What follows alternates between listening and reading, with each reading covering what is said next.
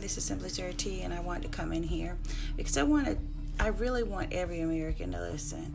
I mean, I'm listening to people try to cover for Joe Biden. I mean, with the news that broke out about Joe Biden, all of these people on the left who are Democratic, supports the Democrat, they are just trying to come out now and cover for Biden. They're creating stories. They're creating false news. I mean, false reports, because they're trying to cover for Biden. People, what I want to say is, don't fall for that. Don't fall for that garbage. Because if the roles have been reversed here, okay, first of all, they try to, create these stories, these fake news reports because of what happened with Biden. They want to just try to find some dirt on President Trump, because they feel like they're pressured now because their candidate, his corruption has come out, his money laundering has come out, his affiliation as vice president, when he was vice president, with our enemies, China, Russia, Ukraine, has come out. All of this dirt is coming out about Biden. So they're trying to do some PR work to try to clean it up, to try to make President Trump look bad, and trying to say, oh no, this isn't correct. None of this is correct, when it is correct. These people have been brainwashing Americans, programming Americans, and trying to deceive Americans successfully. They've been deceiving many Americans as to what kind of person Joe Biden is and Kamala Harris. Both racist, both mass incarcerators of blacks, locking them up, jailing them for minor offenses, and taking pride in it. And you can look Joe Biden up and you can find his history of making racist remarks.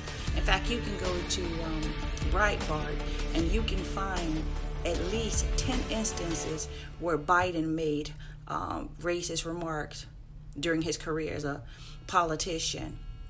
But now it's come out that Biden is corrupt. Biden has been taking money from China. No doubt Biden took money from Ukraine. No doubt Biden took money from Russia, because Russia's like, oh, I support the Democratic Party because, their ideas about aligning the country towards communism is more like, like what they support.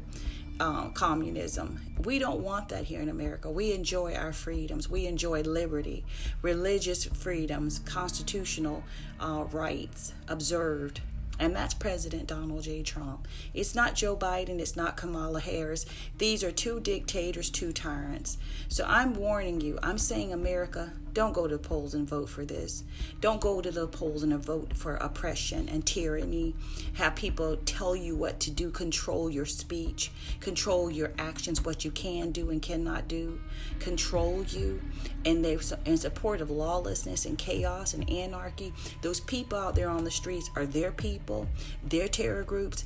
Like the KKK of the old days, these are their modern day KKK, Antifa, Black Lives Matter. They're all in it together. So don't buy the reports. Don't buy the reports of people trying to minimize Joe Biden's crimes here, his actions here. They were illegal, they were criminal, and the Justice Department need to get involved and start making some arrests. Investigate and then make some arrests, because, Joe Biden is a traitor. I call him Traitor Joe now, or China Joe, or Beijing Biden. And don't listen to Obama trying to make light of things. He came into office illegally. He started this whole craziness in our country. He started it. The terrorists, that Muslim terrorist, came into our country and he ignited this whole division between, in the States, United States. He came in here to destroy America. And he wants Biden to continue because Clinton lost the election in 2016. So he wants Biden and Kamala to pick up and carry the torch, to work our ruin, to push us towards socialism, communism, eventually globalism. We can't let that happen. We have to stand by President Trump. We have to vote them out. All Democrats, go down on your ballot, vote them out. Do not vote for any Democrats because they mean you no good. All you have to do is look at those blue states and you can see the tyranny. You can see how they were trying to control the rights of the people, which was unconstitutional to say the least. So don't buy into the fake news who is only trying to cover this up. That should tell you something. Journalism is dead. They don't want to report the truth or facts. They only want to just try to bash Trump. They're anti-Trump, and they're pro-Democrats, and they're pro-Biden and Harris, because they are part of the agenda, just like social media giants are, who are censoring conservatives, who are censoring Republicans. And I can just say, Republicans, Christians, Americans, patriotic Americans, get out to those polls, vote, carry your ballot into your supervisor of election, but let's win this in a landslide. Red wave, baby, red wave. Trump, Pence 2020, and never Biden.